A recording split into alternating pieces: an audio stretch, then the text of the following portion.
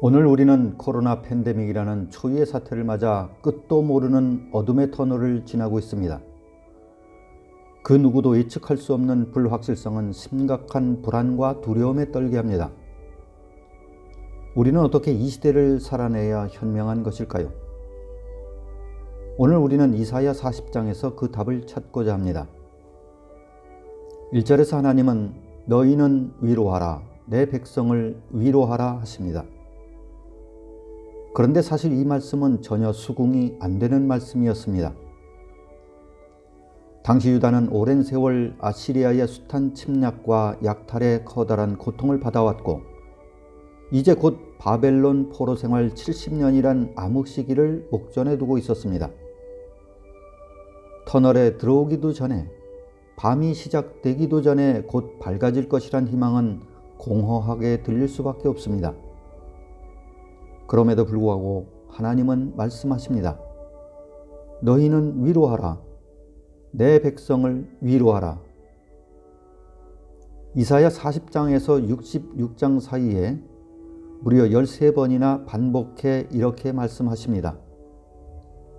어찌하든 우리를 위로하고자 하시는 하나님, 우리는 이 위로의 하나님을 먼저 인지해야 합니다. 2절은 말씀합니다. 노역의 때가 끝났다. 너희의 죄악이 사함을 받았다. 노예의 때는 전쟁의 때로 비유됩니다. 전쟁은 죄악의 대가입니다. 그런데 하나님은 지금 그들의 죄가 지불되었다고 말씀하십니다. 사람들은 이번 코로나가 3차 세계대전이라고 말합니다. 실제 많은 사람들이 죽었고 커다란 충격과 슬픔을 안겨주었습니다. 그런데 하나님은 바벨론 포로 생활의 징계가 시작되기도 전에 귀환을 선포하십니다. 징계보다 용서를 먼저 선포하신 것입니다. 왜 그렇게 하신 것입니까? 이것은 징계보다 죄의 사함이 급선무이기 때문입니다. 하나님은 징계보다 용서하기를 원하십니다. 어찌 보면 코로나는 우리 죄악의 대가입니다. 이 전쟁은 언제 끝날지 알지 못합니다. 그런데 하나님은 끝이 났다. 너의 죄악이 사함을 받았다 말씀하시는 것입니다. 하나님이 원하시는 것은 코로나 종식이 아니라 우리가 우리의 죄를 자복하고 회개하는 것입니다. 죄에서 돌이키는 것입니다.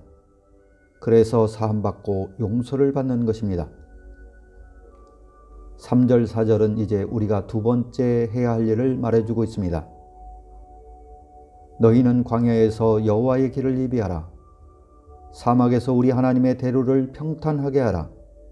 골짜기마다 도두어지며 산마다 언덕마다 낮아지며 고르지 아니한 곳이 평탄하게 되며 험한 곳이 평지가 될 것이요.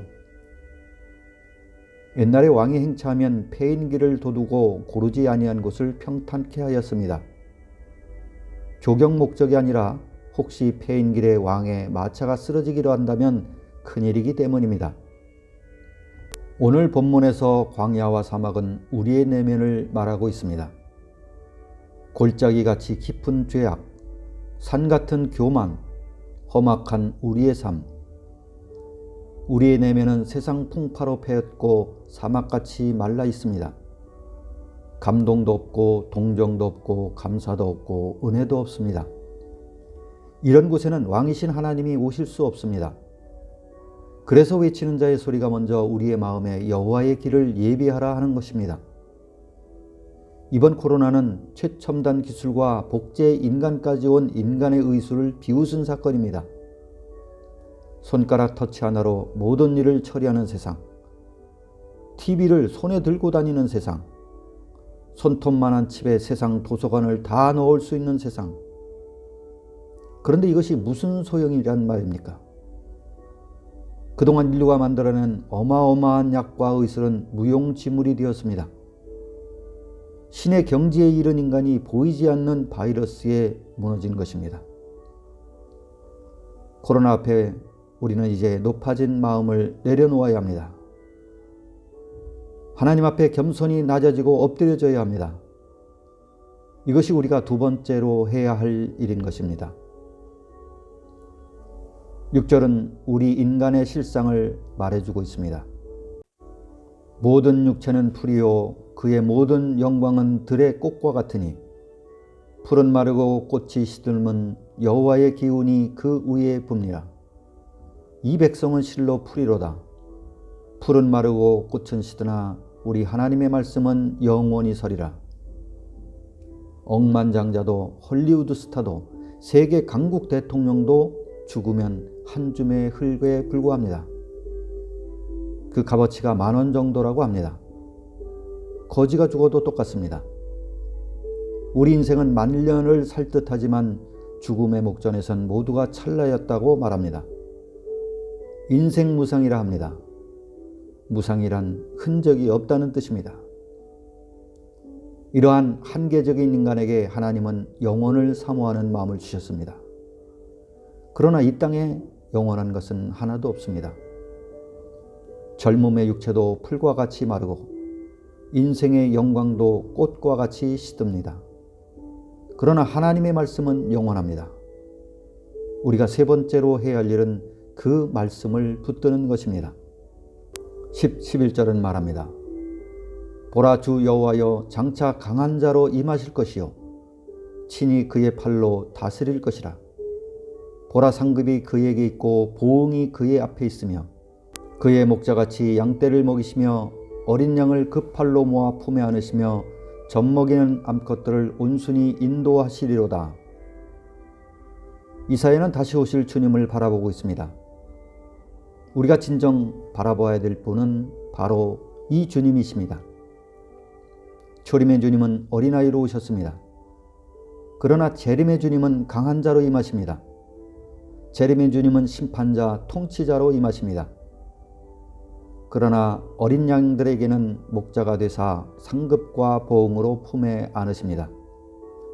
다시 오실 주님은 우리 인생과 신앙의 종착역입니다. 12절 누가 손바닥으로 바닷물을 헤아렸으며 뼘으로 하늘을 쟀는가? 누가 땅의 티끌을 되에 담아 보았으며 접시 저울로 산들을 막대 저울로 언덕을 달아보았는가? 이제 이사야는 그 누구와도 비교할 수 없는 하나님에 대해 말합니다. 우주의 별이 몇 개 있는지 아십니까? 우리의 눈으로 확인된 은하계 숫자가 10억 개라고 합니다. 또한 한 은하계에 속한 별의 숫자는 약 1천억 개라고 합니다. 그럼 대충 1천억 곱하기 10억 하면 1 다음 0이 무려 20개가 됩니다. 지구상엔 존재하지도 않고 읽을 수도 없는 숫자입니다. 그런데 이것도 우주의 약 5% 관찰된 것이라고 합니다. 아인슈타인 머리로도 잴 수 없었던 우주의 크기를 하나님은 간단히 손 한 뼘으로 재십니다.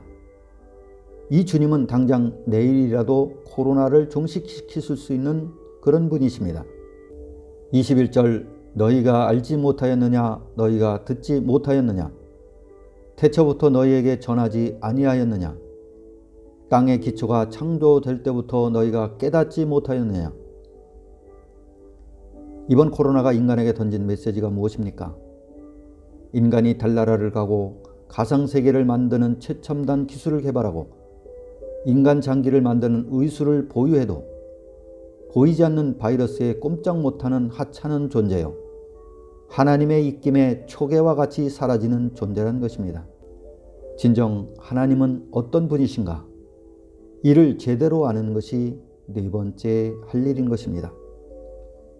27절은 말합니다. 야곱아 어찌하여 내가 말하며 이스라엘아 내가 이르기를 내 길은 여호와께 숨겨졌으며 내 송사는 내 하나님께서 벗어난다 하느냐. 야곱은 이스라엘의 옛 이름입니다.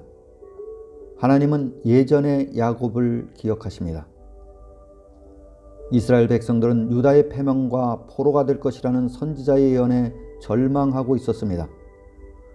하나님의 구원의 능력을 의심하고 있었습니다. 돌아보시지 않는 듯한 상황 속에서 자신을 잊으셨다고 생각하였습니다. 그러나 하나님은 옛 야곱까지 기억하시는 분이십니다. 코로나는 언제 종식될 것인가? 변정 출현 소식은 정말 원망스럽기조차 합니다. 전 세계가 부르짖는 기도가 무색하기만 합니다. 그런데 구약 시대부터 하나님을 의심하면 결국 불신하게 되는 결과를 낳았습니다. 그러나 여호와만을 앙망하는 자들은 최후 승리의 결과를 얻었습니다. 오직 여호와만을 앙망하는 일, 이 일이 우리가 마지막으로 해야 할 일인 것입니다. 28절에서 31절, 너는 알지 못하느냐? 너는 듣지 못하였느냐? 영원하신 하나님 여호와 땅끝까지 창조하신 이는 피곤치 않으시며 곤비하지 않으시며 명철이 한이 없으시며 피곤한 자에게는 능력을 주시며 무능한 자에게는 능력을 더하시나니 소년이라도 피곤하며 곤비하며 장정이라도 넘어지며 쓰러지되 오직 여호와를 앙망하는 자는 새 힘을 얻으리니 독수리가 날개치며 올라감 같을 것이요 다른 박질하여도 곤비하지 아니하겠고 걸어가도 피곤치 아니하리로다. 아멘. 우리들의 조부모 또는 부모들은 일제강점기, 6.25 전쟁, 빈민국 보릿고개를 극복하고 세대를 우리에게 물려주었습니다. 그분들은 삶이 힘겹고 고통스럽고 처절했지만 참고 견뎌내어 우리에게 세대를 물려준 것입니다. 우리는 7, 80년대 혼란과 격동의 전쟁, IMF 경제 전쟁을 겪었고 지금은 코로나라는 전쟁을 겪고 있습니다. 우리는 이 시기를 잘 극복해야 할 의무가 있습니다. 그래야 세대를 또다시 물려줄 수 있기 때문입니다. 믿음의 조상 아브라함이 한 일은 아들 이삭 하나 낳고 기른 것뿐입니다. 그러나 그는 이삭을 통해 이루실 하나님이 약속하신 뭇별과 같은 자손을 바라보았습니다. 코로나 바이러스 위기 시대를 겪고 있는 우리는 우리의 고통만 바라보지 말고 다음 세대를 통하여 이루실 하나님의 소망을 바라보아야 합니다. 이 소망을 인하여 모든 어려움을 끝내 이겨내고 다음 세대를 물려주어야 합니다. 너희는 위로하라. 내 백성을 위로하라. 선지자 이사야를 통해 주신 하나님의 소망과 위로가 동일하게 이 시대 우리에게 임하기를 기도합니다. 그 소망과 위로로 인하여 코로나 시대를 능히 극복하는 우리가 되기를 기도합니다.